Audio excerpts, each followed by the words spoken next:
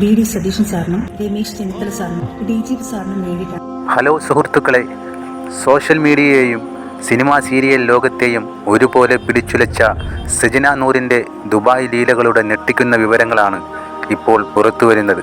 താൻ വലിയൊരു ഇരയാണെന്നും ലഹരി മാഫിയയ്ക്കെതിരെയാണ് തൻ്റെ പോരാട്ടമെന്നും പറഞ്ഞ് ഇൻസ്റ്റഗ്രാമിൽ റീൽസ് പങ്കുവച്ച സജനയുടെ യഥാർത്ഥ മുഖം തെളിവുകൾ സഹിതം തുറന്നു കാട്ടുകയാണ് റോഷ്നി എന്ന സ്ത്രീ.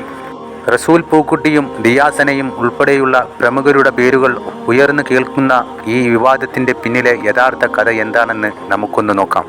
കഴിഞ്ഞ കുറച്ച് ദിവസങ്ങളായി സജന നൂർ സോഷ്യൽ മീഡിയയിൽ പങ്കുവെക്കുന്ന വീഡിയോകൾ വലിയ ചർച്ചയായിരുന്നു.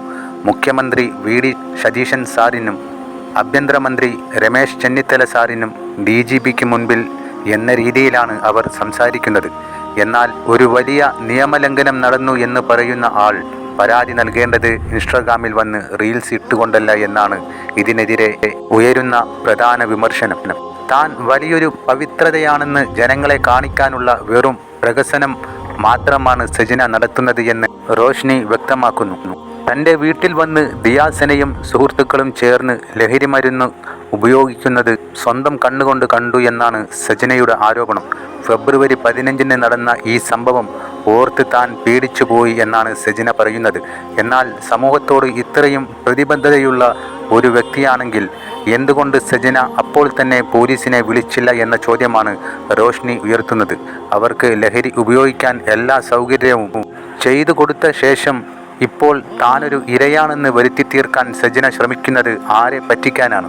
ലക്ഷ്മി ജയൻ വഴിയാണ് റോഷ്നിയും സജനയും പരിചയപ്പെടുന്നത്. തുടർന്ന് ബിസിനസ് തുടങ്ങാൻ ഇവർ പ്ലാൻ ചെയ്യുകയും സാധനങ്ങൾ പർച്ചേസ് ചെയ്യാനായി ബോംബെയിലേക്ക് പോവുകയും ചെയ്തു. ഈ സമയത്ത് ഓസ്കാർ ജേതാവ് റസൂൽ പൂക്കുട്ടിയാണ് ഇവർക്ക് ബോംബെയിൽ 2 റൂമുകൾ ബുക്ക് ചെയ്ത് നൽകിയത്. ബിസിനസ് ആവശ്യങ്ങൾക്കായി റസൂൽ പൂക്കുട്ടി സജനയുടെ കൈവശം കൊടുത്തുവിട്ട പണം ദിറംസാക്കി മാറ്റി ദുബായിൽ വെച്ച് റോഷ്നിക്ക് നൽകിയിരുന്നു.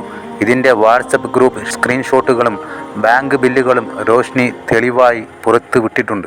ബിസിനസ് ആവശ്യത്തിനായി ദുബായിലെത്തിയ സജന അവിടെ ബെൻസർ എന്നൊരാളുടെ ഫ്ലാറ്റിൽ പോവുകയും മദ്യപാനവും ലഹരി ഉപയോഗവുമായി കറങ്ങി നടക്കുകയുമായിരുന്നു എന്നാണ് റോഷ്നിയുടെ വെളിപ്പെടുത്തൽ. ഒരു ഡാൻസ് പ്രോഗ്രാമിനായി സ്റ്റേജിൽ കയറിയ സജന ലഹരി മൂത്ത് സ്റ്റെപ്പുകൾ വരെ മറന്നുപോയ സംഭവം ഉണ്ടായിട്ടുണ്ട്. ലക്ഷ്മി ജയൻ്റെയും മറ്റു സുഹൃത്തുക്കളുടെയും കുടുംബം കലക്കാൻ സജന ശ്രമിച്ചതായും സിഗരറ്റ് വലിച്ച് പ്ലേറ്റിൽ തന്നെ കുത്തിക്കെടുത്തി വീട്ടിൽ നിരന്തരം വഴക്കുണ്ടാക്കിയിരുന്നതായും റോഷ്നി വോയിസ് റെക്കോർഡുകൾ സഹിതം വ്യക്തമാക്കുന്നു. ഒടുവിൽ സഹിക്കെട്ടാണ് സജനയെ റോഷ്നി എയർപോർട്ടിൽ കൊണ്ടുപോയി നാട്ടിലേക്ക് കയറ്റിവിട്ടത്. ഒരു ഭാഗത്ത് വലിയൊരു പാവത്തം നടിച്ചു കൂടെ നിൽക്കുന്നവരെ മുഴുവൻ ചതിക്കുകയും മറുഭാഗത്ത് നിയമത്തിൻ്റെ കാവലാളായി ചമയുകയും ചെയ്യുന്ന സജനയുടെ ഇരവാദം ഇനി സമൂഹത്തിൽ വില പോവില്ല എന്നാണ് റോഷ്നി പറയുന്നത്. ഗൂഗിൾ ഡ്രൈവിൽ താൻ സൂക്ഷിച്ചു വെച്ച കൃത്യമായ തെളിവുകളോടെയാണ് റോഷ്നി സജനയുടെ കള്ളങ്ങൾ പൊടിച്ചടുക്കിയിരിക്കുന്നത്. ഒരു ഭാര്യയായോ അമ്മയായോ നല്ലൊരു സുഹൃത്തായോ എങ്ങനെ ജീവിക്കരുത് എന്നതിൻ്റെ വ്യക്തമായ ഉദാഹരണമാണ് സജനയുടെ ജീവിതമെന്ന് പറഞ്ഞാണ് വീഡിയോ അവസാനിക്കുന്നത്.